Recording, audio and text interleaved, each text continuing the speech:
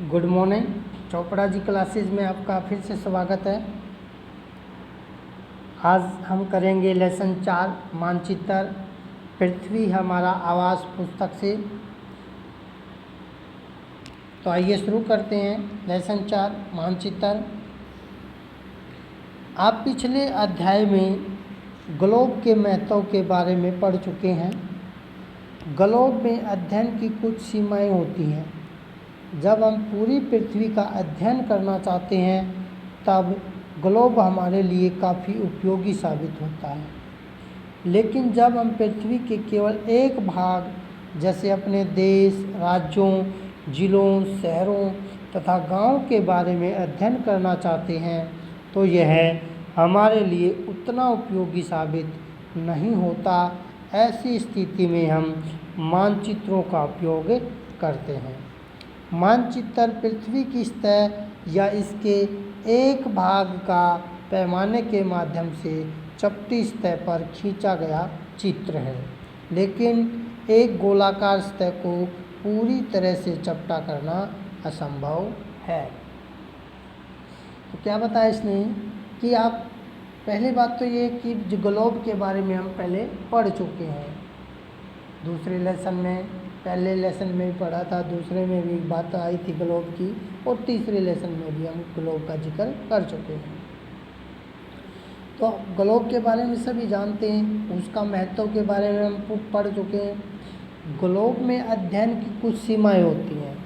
जो ग्लोब में हम अध्ययन करते हैं जिसका, उसकी सीमाएं बताई गई हैं। जब हम पूरी पृथ्वी का अध्ययन करना चाहते हैं, पूरी पृथ्वी के बारे में जानकारी लेना चाहते हैं, तब ग्लोब हमारे लिए काफ़ी उपयोगी साबित होता है।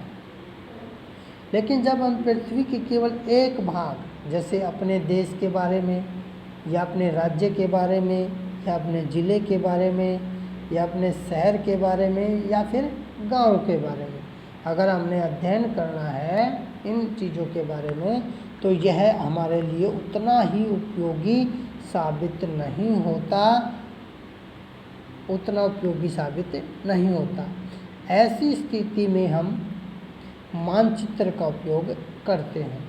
यानी कि इन जैसे अपने देश, राज्य, जिलों, शहरों की अगर हमने जानकारी लेनी है, उनका अध्ययन करना है, तो ग्लोब उसके लिए उपयोगी साबित नहीं होता। इसके लिए हमें किसकी ज़रूरत पड़ती है? मानचित्र की। तो हम उसका मानचित्र का प्रयोग करते हैं। मानचित्र पृथ्वी की सतह या इसके एक भाग का पैमाने के माध्यम से चपटी सतह पर खींचा गया चित्र है। इसको हम अंडरलाइन कर लेंगे कि मानचित्र क्या है। 1 नंबर का प्रश्न बनेगा, मानचित्र पृथ्वी की सतह या इसके एक भाग का पैमाने के माध्यम से चपटी सतह पर खींचा गया चित्र है। इसको अंडरलाइन करना है। समझ में आ गई? आगे चलते हैं। लेकिन एक गोलाकार सतह को पूरी तरह से चपटा करना असंभव है। कि कहता है कि एक जो गोलाकार सतह है उसको हम चपटा नहीं बना सकते, उसको चपटा करना मुश्किल है ही नहीं बल्कि असंभव बताया गया है। किसी भी गोल चीज़ को हम चपटी नहीं बना सकते। चलिए आगे चलते हैं। मानचित्र हमारी विभिन्न ज़रूरतों के लिए आवश्यक है। कुछ मानचित्र एक छोटे क्षेत्र को और कुछ तथ्यों को दर्शाता है। दूसरे मानचित्र में एक बड़ी किताब की तरह तथ्य हो सकते हैं। जब बहुत से मानचित्रों को एक साथ रखा जाता है तब एक एटलस बन जाता है। एटलस विभिन्न प्रकारों तथा अलग अलग पैमाने से खींची गई मापों पर आधारित होता है। मानचित्रों से ग्लोब की अपेक्षा हमें ज़्यादा जानकारी प्राप्त होती है। मानचित्र विभिन्न प्रकार के होते हैं, जिनमें से कुछ को नीचे वर्णित किया गया है। तो क्या बताया इसने कि जो मानचित्र होता है वो हमारी विभिन्न ज़रूरतों के लिए आवश्यक है। कैसे आवश्यक है? कि कुछ मानचित्र एक छोटे क्षेत्र को एवं कुछ तथ्यों को दर्शाता है। यानी कि जो मानचित्र है वो एक छोटे से क्षेत्र को और कुछ तथ्यों को दर्शाता है। दूसरे मानचित्र में क्या होता है कि एक बड़ी किताब की तरह तथ्य हो सकते हैं। जैसे एक बड़ी किताब लिख सकते हैं, उसी तरह तथ्य भी ज़्यादा हो सकते हैं। जब बहुत से मानचित्रों को एक साथ रख दिया जाता है तब एक एटलस बन जाता है। कैसे एटलस बन जाता है? एटलस मतलब एक पुस्तक है, मानचित्रावली जिसको बोलते हैं, कि एक मानचित्र में नदियों को दर्शा दिया, एक मानचित्र में पहाड़ों को दर्शा दिया, एक मानचित्र में समतल भाग को दर्शा दिया, एक मानचित्र में पठारी भाग को दर्शा दिया। इस तरह से अलग अलग मानचित्रों को इकट्ठा करके एक पुस्तक बनाई जाती है जिसको हम एटलस कहते हैं। आगे है, एटलस विभिन्न प्रकारों तथा अलग अलग पैमाने से खींची गई मापों पर आधारित होता है। यानी कि जो एटलस तैयार करते हैं वो विभिन्न प्रकारों तथा अलग अलग पैमाना लेकर के खींची गई जो माप है उन मापों के आधार पर बनाई जाती है। मानचित्र से ग्लोब की अपेक्षा हमें ज़्यादा जानकारी प्राप्त होती है। जितनी जानकारी हमें ग्लोब से नहीं मिलती उससे कहीं ज़्यादा जानकारी हमें मानचित्र से प्राप्त हो जाती है।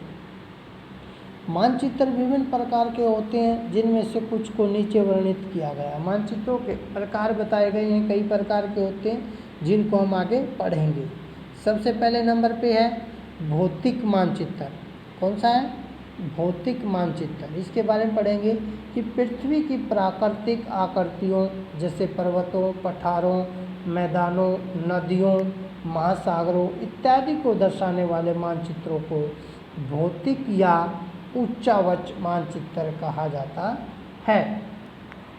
तो कौन सा बताया? भौतिक मानचित्र में क्या है कि पृथ्वी की जो प्राकृतिक आकृति होती है, प्रकृति ने जो आकृति पृथ्वी को दी है, जैसे पर्वत हैं, पठार हैं, मैदान हैं, नदियां हैं, महासागर हैं, इन सब को दर्शाने वाले जो मानचित्र होते हैं वो भौतिक मानचित्र कहलाते हैं।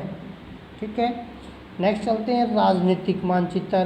दूसरे नंबर पे राजनीतिक मानचित्र कौन से होते हैं कि राज्यों, नगरों, शहरों तथा गांवों और विश्व के विभिन्न देशों व राज्यों तथा उनकी सीमाओं को दर्शाने वाले मानचित्र को राजनीतिक मानचित्र कहा जाता है। इसको हम अंडरलाइन भी कर लेंगे। 1 नंबर का प्रश्न है, 2 नंबर में पूछा जा सकता है कि राजनीतिक मानचित्र किसे कहा जाता है। इसको पूरे पैराग्राफ को अंडरलाइन करेंगे।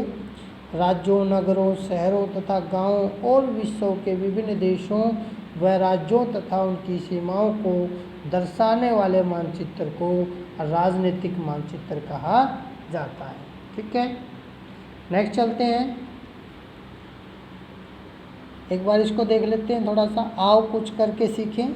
इसको देखो, इसमें बताया कि एक रबड़ की पुरानी गेंद लें, उस पर कोई रेखा चित्र बनाएं। आप उस पर उत्तर एवं दक्षिण ध्रुव को भी चिन्हित कर सकते हैं। अब चाकू से इस गेंद को काटें तथा उसे चपटा करने की कोशिश करें। देखें कि किस प्रकार रेखा चित्र का रूप बिगड़ जाता है। तो इसने बताया कि भाई एक रबड़ की बॉल लेंगे, पुरानी गेंद। हमने पहले या दूसरे लेसन में बताया था कि एक रबड़ की गेंद लेंगे, उसमें हमने एक सलाई को आर पार निकाला था, डाला था। उस सलाई को हमने क्या माना था? उस पृथ्वी का अक्ष माना था। ठीक है, तो उसी तरह इसने बताया कि एक गेंद लेंगे, उसमें एक रेखा चित्र बनाएंगे। ठीक है, बाहर कुछ छाप देंगे और आप उस पर उत्तर और दक्षिणी ध्रुव को भी चिन्हित कर लेंगे। एक साइड ऊपर की साइड उत्तर ध्रुव और नीचे की साइड दक्षिणी ध्रुव। ठीक है, जैसे ये बोल है मैंने बना दी। ऊपर का जो हिस्सा है ये उत्तर ध्रुव और नीचे वाला दक्षिणी ध्रुव को भी चिन्हित कर लेंगे। अब चाकू से अगर इस गेंद को काटेंगे तथा उसे चपटा करने की कोशिश करेंगे तो क्या हो जाएगा? किस प्रकार रेखा चित्र का जो रूप है वो बिगड़ जाएगा। ठीक है, नेक्स्ट चलते हैं, अगले पेज पे आ जाएंगे। थीमेटिक मानचित्र तीसरे नंबर पे आता है। थीमेटिक मानचित्र क्या होता है उसके बारे में पढ़ेंगे। कुछ मानचित्र विशेष जानकारियाँ प्रदान करते हैं, जैसे सड़क मानचित्र वर्षा मानचित्र, वन तथा उद्योगों आदि के वितरण दर्शाने वाले मानचित्र इत्यादि। इस प्रकार के मानचित्र को थीमेटिक मानचित्र कहा जाता है। इन मानचित्रों में दी गई सूचना के आधार पर उनका उचित नामकरण किया जाता है। मानचित्र के 3 घटक हैं, दूरी, दिशा और पड़ते। तो थीमेटिक मानचित्र के बारे में भी पूछा जा सकता है कि थीमेटिक मानचित्र किसे कहते हैं। इसको हम अंडरलाइन करेंगे। कुछ मानचित्र विशेष जानकारियाँ प्रदान करते हैं, जैसे सड़क मानचित्र, वर्षा मानचित्र, वन और उद्योगों आदि के वितरण दर्शाने वाले मानचित्र इत्यादि। इस प्रकार के मानचित्र को थीमेटिक मानचित्र कहा जाता है। ठीक है, इन 3 लाइनों को अंडरलाइन कर लेंगे हम। तो इसमें जो विशेष जानकारी जो होती है, जैसे सड़क का मानचित्र, सड़कों को दर्शाना हमने कि कौन सी सड़क कहाँ पर है, कितनी लंबी है और कौन से राज्य से कौन से राज्य तक है वो जाती है। वर्षा मानचित्र कि किस राज्य में कितनी वर्षा होती है। वन, कौन से राज्य में कितने वन पाए जाते हैं। उद्योगों आदि का जो वितरण है वो दर्शाने वाले जो मानचित्र होते हैं, उन्हीं मानचित्रों को हम क्या कहेंगे, थीमेटिक मानचित्र कहेंगे। इन मानचित्रों में जो दी गई सूचना के आधार पर उनका उचित नामकरण किया जाता है। तो इन मानचित्रों में जो सूचना दी गई है, उस सूचना के आधार पर ही इनका नाम रख दिया जाता है। मानचित्र के 3 घटक बताए हैं, दूरी, दिशा और पड़ते। इनके बारे में पढ़ेंगे आगे। पहले नंबर पे है दूरी। मानचित्र एक आरेखण होता है जो कि पूरे विश्व या उसके एक भाग को छोटा कर कागज के एक पन्ने पर दर्शाते हैं, या यह कह सकते हैं कि मानचित्र छोटे पैमाने पर खींचे जाते हैं, लेकिन इसे उतनी सावधानी से छोटा किया जाता है ताकि स्थानों के बीच की दूरी वास्तविक रहे। यह तभी संभव हो सकता है जब कागज पर एक छोटी दूरी स्थल की बड़ी दूरी को व्यक्त करती हो। इसलिए इस उद्देश्य के लिए एक पैमाना चुना जाता है। पैमाना स्थल पर वास्तविक दूरी तथा मानचित्र पर दिखाई गई दूरी के बीच का अनुपात होता है। इसने बताया कि भाई जो मानचित्र होता है वो एक आरेखण होता है, ठीक है, जो कि पूरे विश्व का या उसके एक भाग का छोटा सा, उस भाग को छोटा करके एक कागज़ पर का जो पन्ना होता है उसके ऊपर हम दर्शा देते हैं या उसके ऊपर बना देते हैं। या फिर ये भी कह सकते हैं कि मानचित्र जो छोटे पैमाने पर खींचे जाते हैं, बड़ी चीज़ को हम छोटे रूप में दिखाते हैं, लेकिन इसे इतनी सावधानी से छोटा नहीं कर सकते ताकि स्थानों के बीच की जो दूरी है वो वास्तविक रहे। इस दूरी का भी हमें ध्यान रखना पड़ेगा। यह तभी संभव होगा जब कागज़ पर एक छोटी सी दूरी स्थल की बड़ी दूरी को व्यक्त करे। यानी कि जो कागज़ पर हम दूरी लेंगे वो एक छोटी सी दूरी जो होगी, निश्चित दूरी, वो बड़ी दूरी को व्यक्त करेगी। ठीक है, उससे आगे चलते हैं। इसलिए इस उद्देश्य के लिए एक पैमाना चुना जाता है। बड़ी दूरी को छोटा दिखाने के लिए हम एक पैमाना चुनेंगे। ठीक है, पैमाना स्थल वास्तविक दूरी तथा मानचित्र पर दिखाई गई दूरी के बीच का अनुपात होता है। एक तो जो वास्तविक दूरी होती है, रियल की जो दूरी होती है वो दूरी, और एक दूसरा जो हमने मानचित्र पर हमने दर्शानी है वो दूरी, उस दूरी का और जो एक्चुअल में जो दूरी है, वास्तविक दूरी है, उस दूरी का अनुपात माना जाता है, अनुपात होता है। आगे चलते हैं। उदाहरण के लिए आपके विद्यालय एवं आपके घर के बीच की दूरी 10 किलोमीटर है, जिसे मानचित्र पर 2 सेंटीमीटर की दूरी से व्यक्त किया गया है। इसका अभिप्राय है कि मानचित्र का 1 सेंटीमीटर स्थल के 5 किलोमीटर को दर्शाएगा। आपके रेखाचित्र का पैमाना होगा 1 सेंटीमीटर 5 किलोमीटर के बराबर। इस प्रकार पैमाना किसी भी मानचित्र के लिए बहुत महत्वपूर्ण होता है। अगर आपको पैमाने की जानकारी होती है तो आप मानचित्र पर दिए गए किसी भी दो स्थानों के बीच की दूरी का पता लगा सकते हैं। तो क्या बताया उदाहरण, इसने क्या बताया कि आपके विद्यालय और आपके घर के बीच की दूरी को ही ले लेते हैं कि आपके विद्यालय और घर के बीच की दूरी वो 10 किलोमीटर है, लेकिन हमने उसको एक कागज़ पर दर्शाना है तो हम उसको 2 सेंटीमीटर ले लेंगे और 2 सेंटीमीटर बराबर क्या कर देंगे 10 किलोमीटर के बराबर हो जाएगी वो दूरी। इसका अभिप्राय है कि जो मानचित्र का 1 सेंटीमीटर जो हिस्सा है वो स्थल के 5 किलोमीटर को दर्शाएगा, ऐसा हमने मानना है। सपोज दैट, ठीक है, कल्पना करनी है आपके रेखा चित्र का पैमाना होगा, ठीक है, वो पैमाना कि 1 सेंटीमीटर 5 किलोमीटर के बराबर है, 2 सेंटीमीटर 10 किलोमीटर के बराबर हो जाएगा। इस तरह से हमने मानना है। मानचित्र के लिए बहुत महत्वपूर्ण होता है पैमाना। अगर आपको पैमाने की जानकारी है तो आसानी से आप मानचित्र पर दिए गए किसी भी 2 स्थानों के बीच की दूरी को आप आसानी से पता लगा सकते हैं, दर्शा सकते हैं। नेक्स्ट चलते हैं। जब बड़े क्षेत्रफल वाले भागों जैसे महाद्वीपों या देशों को कागज़ पर दिखाना होता है तब हम लोग छोटे पैमाने का उपयोग करते हैं। उदाहरण के लिए मानचित्र पर 5 सेंटीमीटर स्थल के 500 किलोमीटर को दर्शाता है। इसको छोटे पैमाने वाला मानचित्र कहते हैं। कि भाई जब बड़ा क्षेत्रफल वाला जो भाग होता है उसको, जैसे महाद्वीप है, देशों या कोई बड़ा देश है, उसको हमने कागज़ पर दिखाना है, शो करना है, तब हम क्या करेंगे कि छोटे से पैमाने का उपयोग करेंगे। उदाहरण के लिए ले लेते हैं, जैसे मानचित्र 5 सेंटीमीटर ले लिया हमने, तो वो 5 सेंटीमीटर क्या दिखाएगा, स्थल के 500 किलोमीटर को दर्शाएगा। इसको छोटे पैमाने वाला मानचित्र कहेंगे, ठीक है। नेक्स्ट चलते हैं। जब एक छोटे क्षेत्रफल वाले भाग जैसे आपके गांव या शहर को कागज़ पर दिखाना होता है तब हम बड़े पैमाने का उपयोग करते हैं। जैसे स्थल पर 500 मीटर की दूरी को मानचित्र पर 5 सेंटीमीटर से दर्शाया जाता है। इसी प्रकार के मानचित्र को बड़े पैमाने वाला मानचित्र कहा जाता है।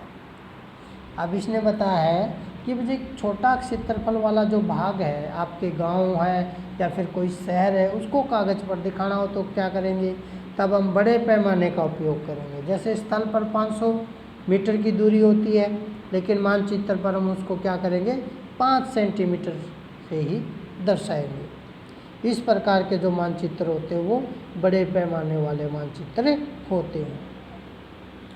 नेक्स्ट है, बड़े पैमाने वाले मानचित्र छोटे पैमाने वाले मानचित्र की अपेक्षा अधिक जानकारी प्रदान करते हैं।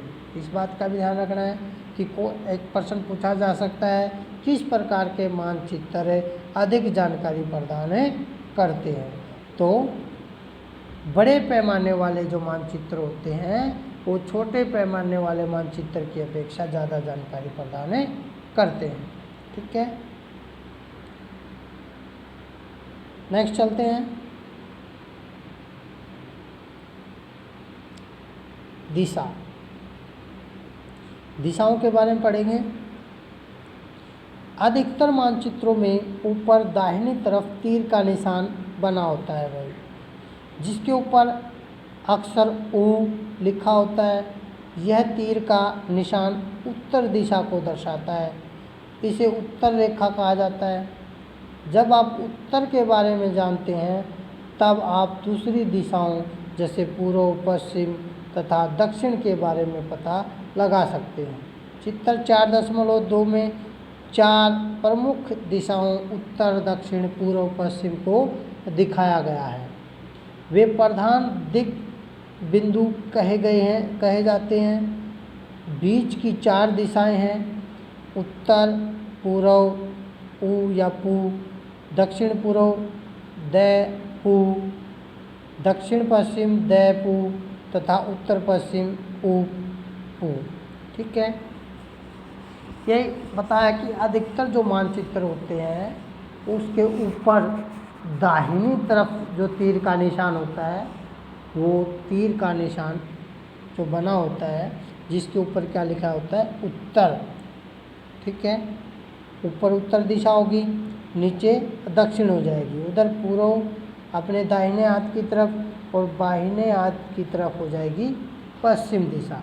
और इनके जो बीच की जो दिशा है वो उत्तर पूर्व, फिर ये दक्षिण पूर्व, ये दक्षिण पश्चिम और ये उत्तर पूर्व, उत्तर पश्चिम, ये दिशाओं के नाम हो जाएंगे। उससे आगे है बीच की 4 दिशाएं कि उत्तर पूर्व, दक्षिण पूर्व, दक्षिण पश्चिम तथा उत्तर पश्चिम। इन बीच वाली दिशाओं की मदद से किसी भी स्थान की सही स्थिति का पता लगा सकते हैं।